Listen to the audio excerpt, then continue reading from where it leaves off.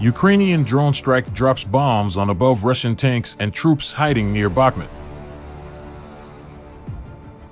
The footage begins with a Ukrainian drone dropping a bomb on Russian soldiers hiding in foxholes in a field.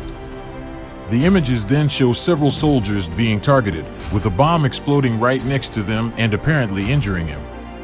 The video then cuts to a soldier lying on his side who appears to be injured. The images were obtained from the 30th Prince Konstanty Ostrogski Mechanized Brigade of the Armed Forces of Ukraine on Thursday, November 17th, along with a statement saying, "Don't hide from Ukrainian drones."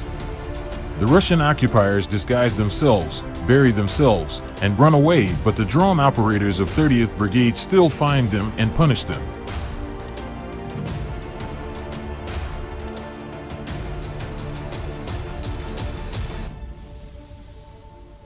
Russia has claimed that its casualties have been much lower, but provides infrequent updates on its latest figures.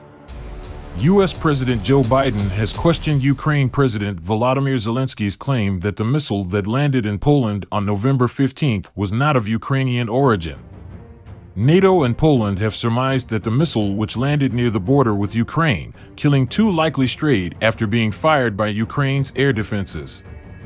A Polish-American team is investigating the blast scene, while Kiev has also demanded access. The Verkhovna Rada, the unicameral parliament of Ukraine, has extended martial law and general mobilization for 90 more days, until February 19, 2023.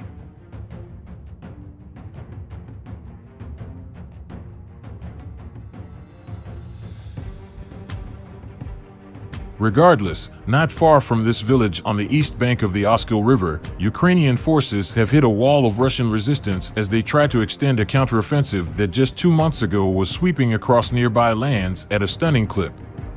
Andriy, a soldier with Ukraine's 92nd Mechanized Brigade, was not sure what to say on a recent day when a group of Ukrainian intelligence officers showed up and asked about his unit's push towards Svatov, a small city in Luhansk region occupied since March. After a string of autumn victories for Kiev, the war in Ukraine is grinding down to another inflection point.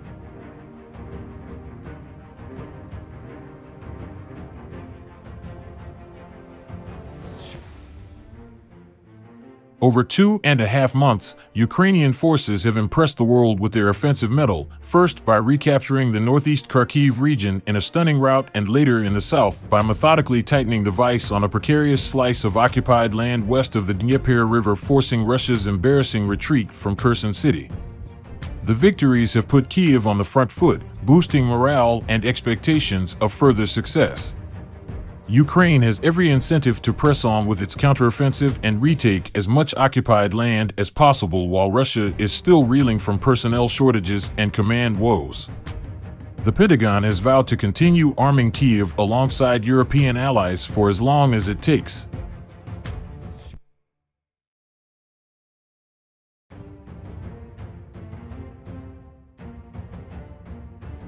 But the Ukrainian force now faces obstacles that threaten to slow the advance, with each side gearing up to continue the fight well into next year and neither side close to what it envisions as victory.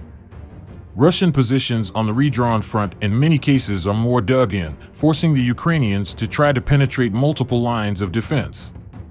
Muddy conditions make maneuver warfare particularly difficult until the ground freezes in midwinter.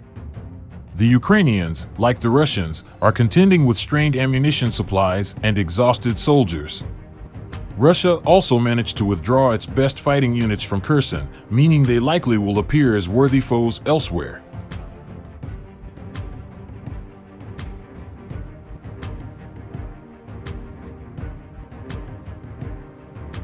The tough fight ahead is apparent outside Svatov, where Andriy said his unit recently tried to take a Russian position in a village but found itself ambushed.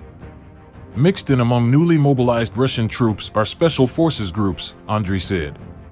Those elite soldiers not only have better experience, but are also supported by reconnaissance drones that target Ukrainian troops attempting to advance.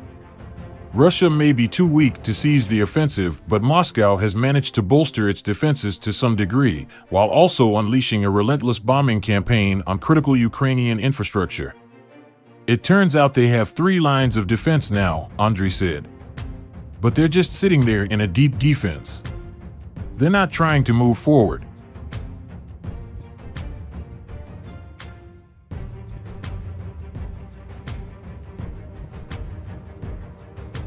The situation has led to suggestions, most notably from Joint Chiefs of Staff Chairman General Mark A. Milley, that the time could be ripe for Ukraine to negotiate a political solution to the conflict with Russia, which almost certainly would require surrendering some territory. In a news conference, Milley said front lines from Kharkiv down to Kherson are beginning to stabilize and suggested longer term it was unrealistic to think Ukraine could recapture the remaining 20% of its land held by Moscow unless, he said, the Russian army completely collapses, which is unlikely.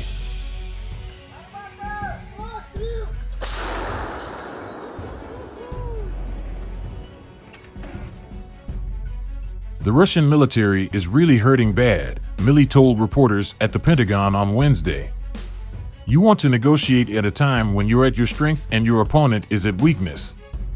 And it's possible, maybe, that there will be a political solution. All I'm saying is there is a possibility for it, that's all I'm saying.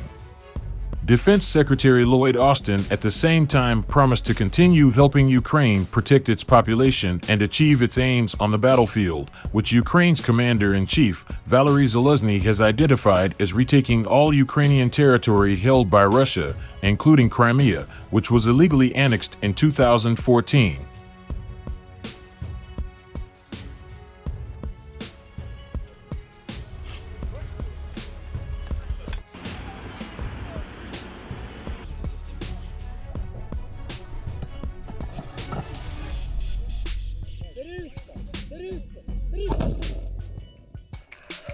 Увага! Увага! Постріл!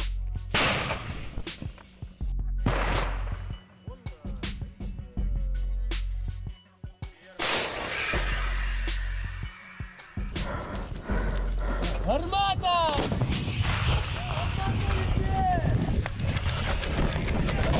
Орудие!